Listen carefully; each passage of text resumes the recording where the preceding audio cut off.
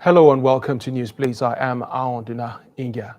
Nigeria is the only country we have. Let's avoid acts that can destabilize our nation. Remember, we are one big family. The governor of Bauchi State, Bala Mohammed, and 31 members elect of the Bauchi State House of Assembly were presented with his certificate of return by the Independent National Electoral Commission on Friday. Meanwhile, the governor-elect in Kaduna State, Uba Sani, and 23 members-elect of the Kaduna State House of Assembly were presented with his certificate of return by the Independent National Electoral Commission.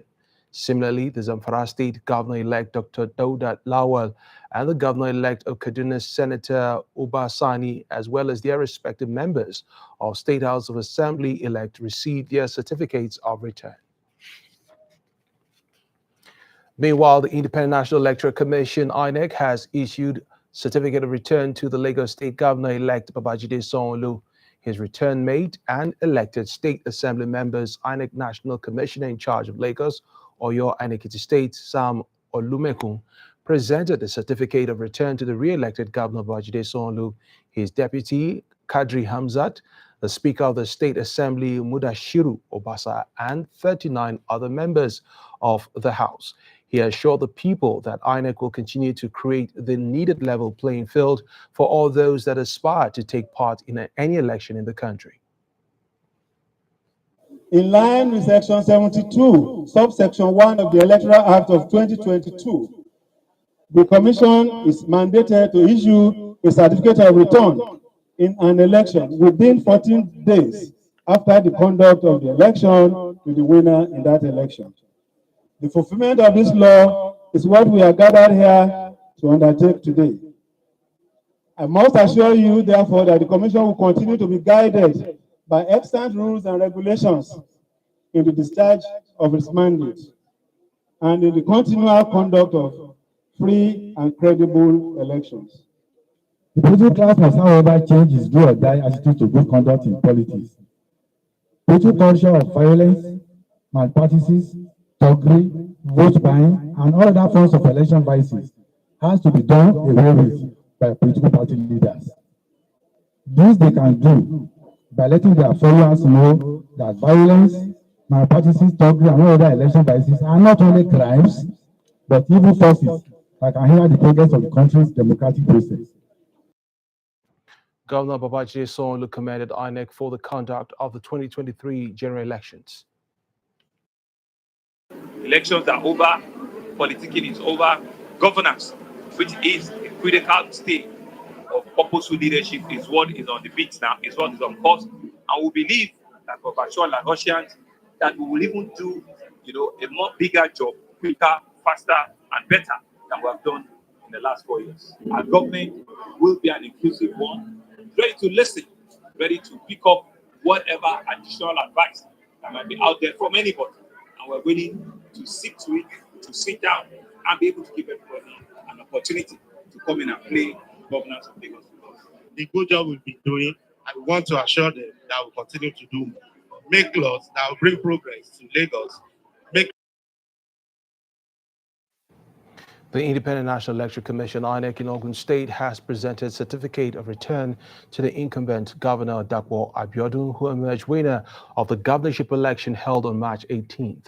The event, which was held at INEC State Headquarters in Abeokuta, the state capital, also witnessed presentation of certificates of return to the Deputy Governor-elect, Mrs. Noimot Salako Oyedele, and House of Assembly members-elect.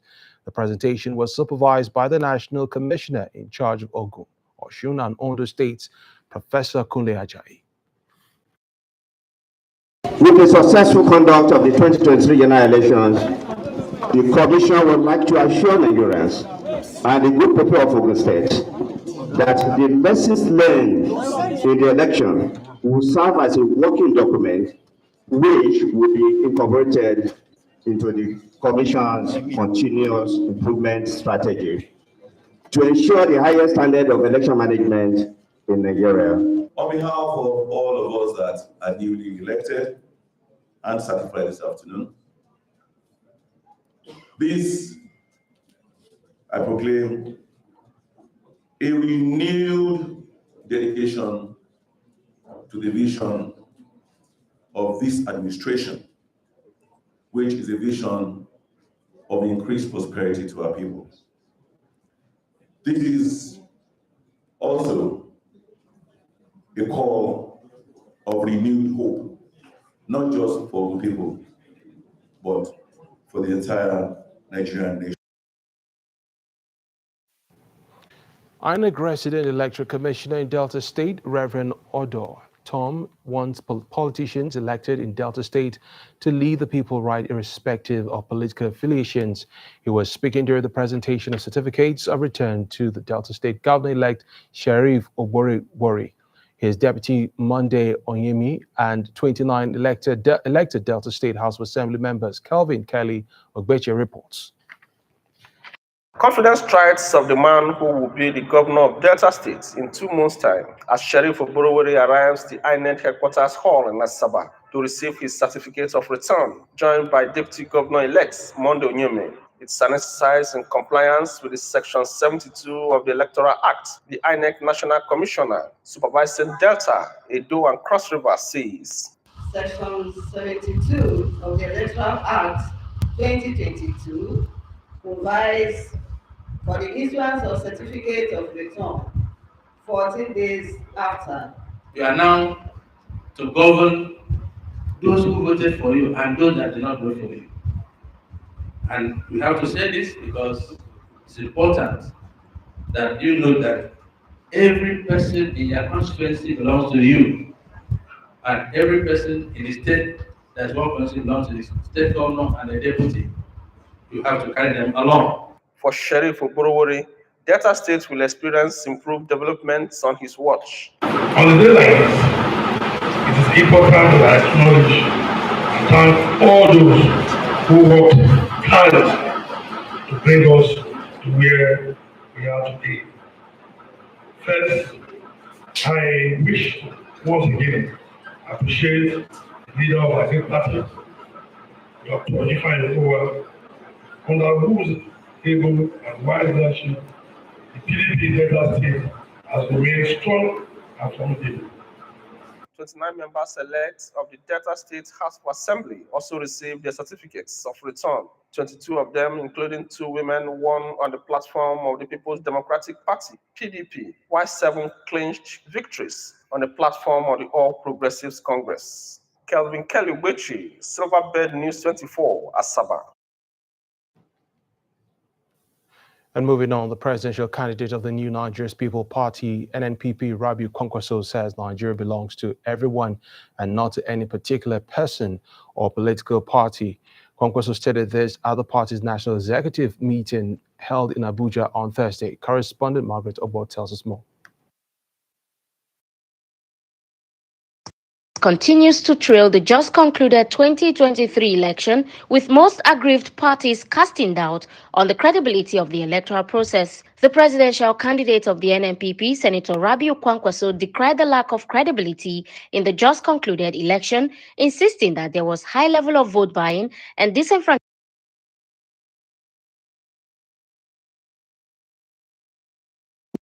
With the way and manner our logo was presented on our ballot papers. Now we are going for elections in 3 or 4 states. Please, we don't want to be in a hurry to go to court on some of these issues, but I believe under normal circumstances, what INEC presented as our logo in a civilized society is good enough to cancel the national election, because we were disenfranchised. Some of the issues that happened in Taraba State that brought all these issues very clearly are: 1, that there were evidences of overvoting. 2, there were evidences that beavers were bypassed. Instead of us using the beavers to make sure that we get the results as scientifically as possible, this did not happen.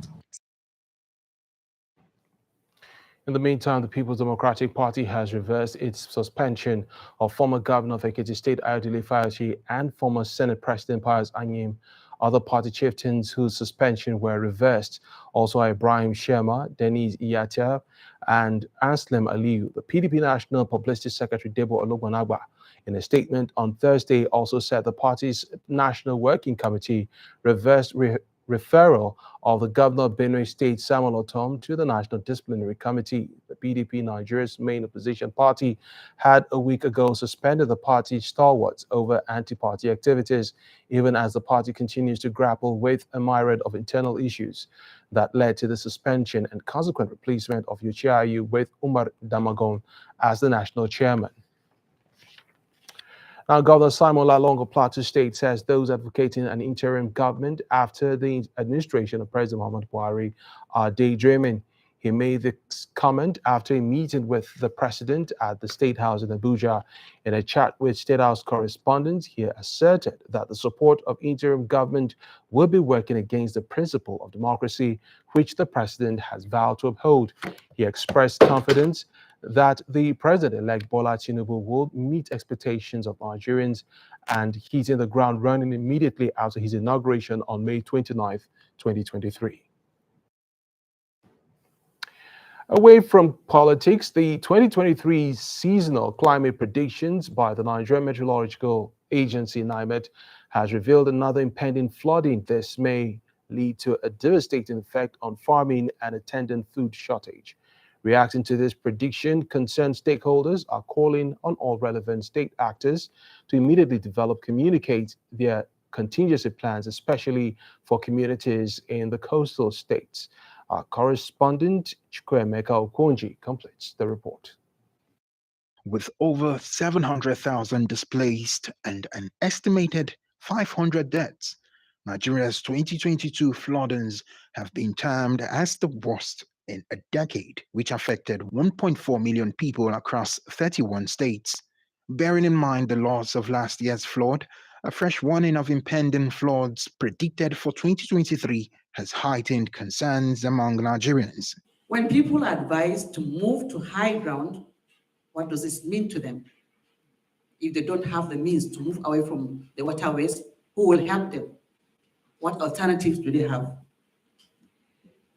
Action in Nigeria, therefore, calls on all relevant states actors to immediately develop and communicate their contingency plans, especially for communities in coastal states like Akwa Ibom, Bayelsa, Cross Rivers, Delta, Kogi, Edo, Lagos, Ogun State, and Ondo. The group further called for a concerted effort from all stakeholders to help propagate precautionary measures to mitigate the effect of the threats ahead. When the government makes an announcement like go to the highlands, what exactly does that mean for people? So that needs to be broken down for people, for them to know what action they can take and not wait until they are really, most hit before they start trying to rush around for emergencies. We are training on early warning. We're training people so that they can react, constructing shelters where people can be moved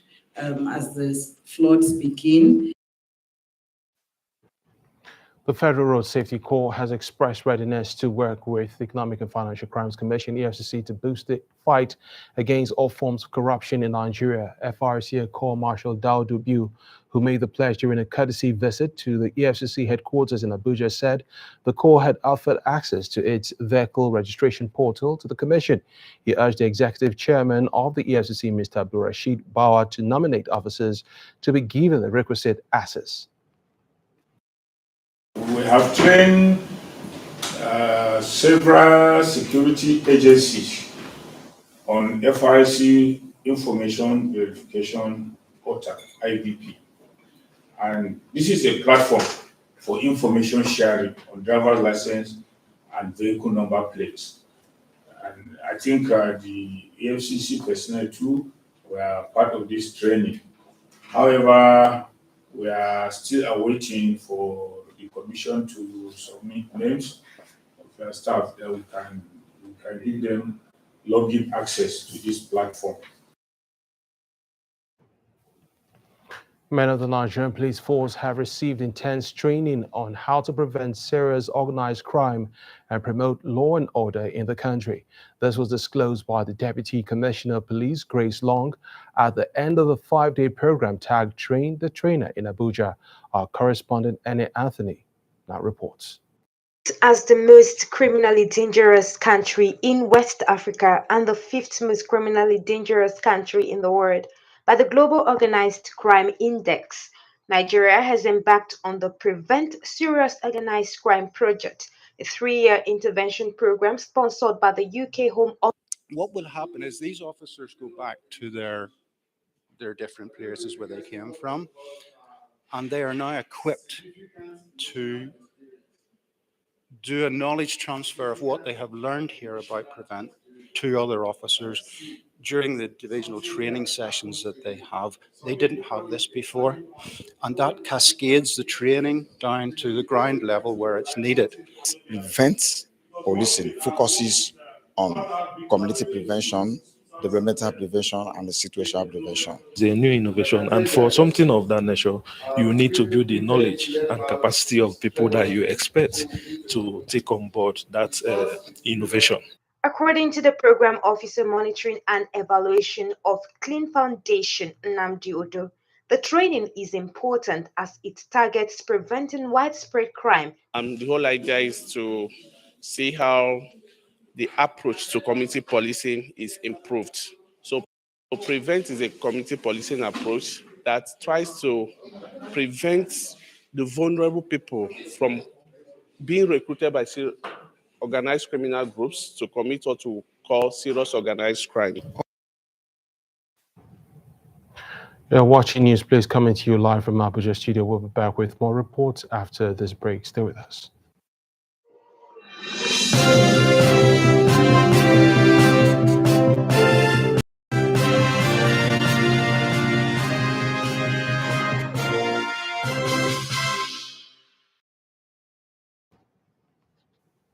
Welcome back. Nigeria's public debt stock, which includes external and domestic debt, hit a new mark of 46.25 trillion naira in the fourth quarter of 2022 from 44.06 trillion naira in the third quarter of 2022. This is according to the Nigeria Bureau of Statistics, which released its quarterly report titled Nigerian Domestic and Foreign Debt Fourth quarter 2022 on Friday. The report revealed that the nation's public debt grew by 4.96% in fourth quarter of 2022, while external debt stood at 18.70 trillion naira in the same quarter of 2022. In a debt profile breakdown, the commercial hub of the nation, Lagos, tops the states with the highest debt profile, recording a total of 807.21 billion naira in the first quarter, or rather the fourth quarter, while Delta came in second with 304.25 billion naira and Ogun with 270.45 billion naira. Meanwhile, Jigar recorded the lowest debt with 43.95 billion naira, followed by Kebbi and Katsina with 61.31 billion naira and 62.37 billion naira, respectively. Now, the Executive Secretary, Nigerian Christian Pilgrim Commission, Reverend Yakubu Pam, has urged intending pilgrims to be good ambassadors of the nation through their conduct and behaviors while in the Holy Land. The Executive Secretary, who was represented by the Director Administration, Sonny Ibiabo, stated this while bidding farewell to 290 Nigerian Christian pilgrims from Plateau, Kwara, Osun, and Ekiti State, who are the last batch that depart for Israel and Jordan from the Nnamdi Azikiwe International Airport in Abuja. Correspondent reports. Executive Secretary, Nigerian Christian Pilgrim Commission.